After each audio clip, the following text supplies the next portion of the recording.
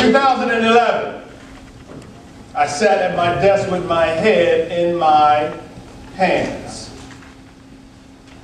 Numb. Actually felt a bit paralyzed in pain. Non-describable pain, but pain just the same. 2011. In 1999, I started a recruiting business with a dear friend of mine. It took me 6 months to make any money. 6. That was the arrangement, so it's cool. And Y2K, for most of you in 1999, it was a big deal. You know, you old folks was afraid to turn your computer off on December 31st because you ain't know whether or not that junk was going to switch over to January 1st, 2000, so you were afraid of Y2K. I was learning entrepreneurship. I should have been a bit more afraid of what was looming in the corners, over the horizon. You see, in 2001, I had been married a little under 5 years, had purchased a home that we absolutely loved. Sugar Free was expanding the family. Means she was pregnant with our second child. My dad, he called the straw baby. You see, in 2001, the internet bubble burst. And if you remember, when the internet bubble burst, I lost $500,000.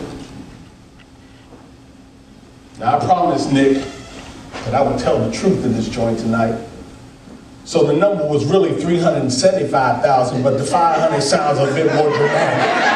You know what I'm saying? 500, 370, it's all pain. It still hurts. And there was no amount of love, of lust, or liquor that could keep me from falling into a functional depression. You understand? Pain. But I kept listening to my mom, my grandmother. I kept listening, Shalom, to the Sugar Free. She said, don't quit, because I knew that there was some promise behind the pain. So I spent the next decade clawing and scratching, trying to get back to that 1999 swag. 2004, we lost that house that we absolutely loved. Bankruptcy. 2008, the economic collapse ripped through the entire country. Like ripped through the entire country. You absolutely felt that. 2009, you all were mourning the death of your favorite pop star, Mr. Michael Jackson. I was mourning the death of my king. He called her straw baby. He died on Father's Day. So I'm not exactly feeling like a superhero. My cape is a little tattered. But I kept listening to my grandmother, my mother, Sugar Free, who never said go get a job. Supportive queen. I knew that there was promise behind that pain. 2011. That 2011. I was supporting a Virginia-based African-American owned firm, $400 million company. They wanted me to help them build a diversity recruiting practice. So they said, can you come down to Virginia and have a meeting with us? And I met with the CEO. I met with the CEO's sister.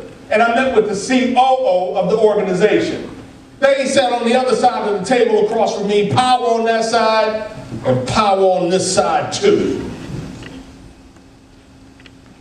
I'm listening to their requests, knowing all the while I'm pinching myself under the desk because I could do exactly what they needed me to do.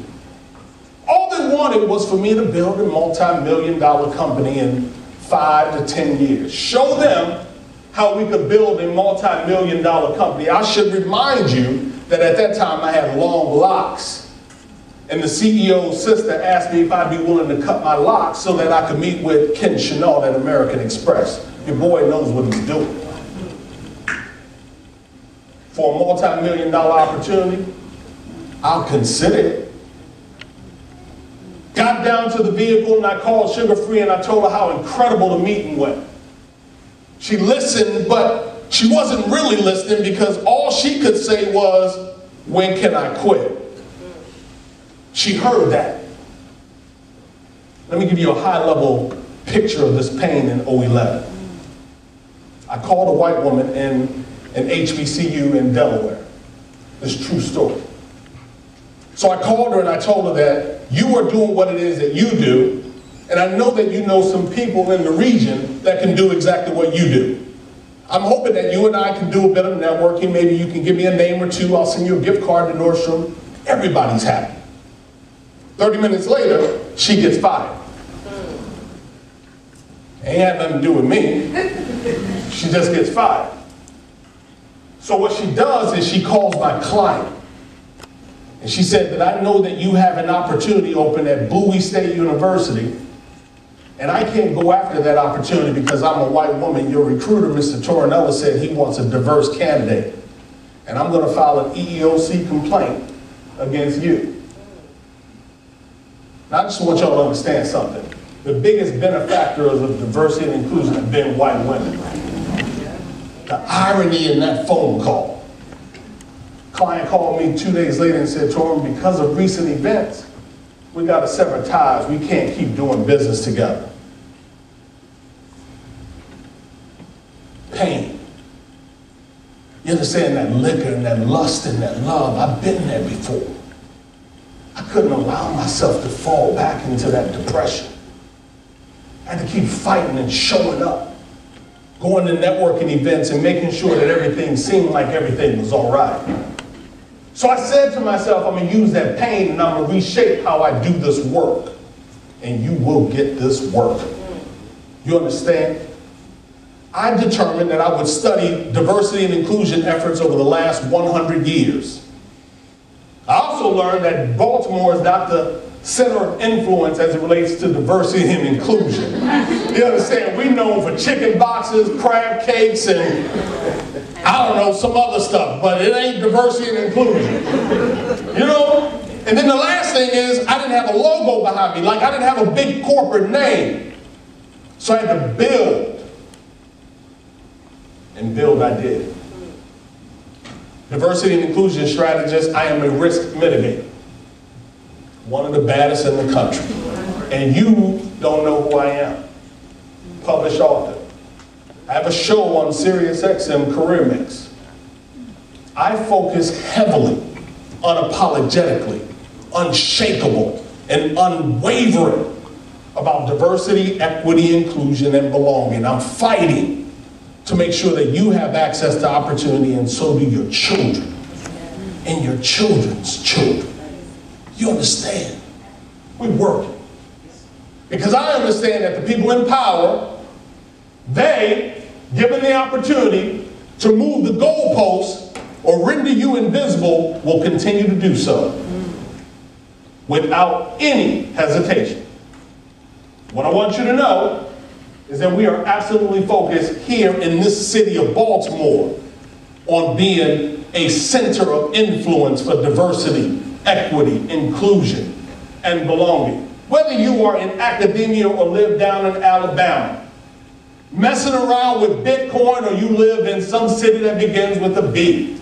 Hollywood to healthcare, it doesn't matter to me. Gabrielle Union, you fight with America's Got Talent. I could care less what space it's in.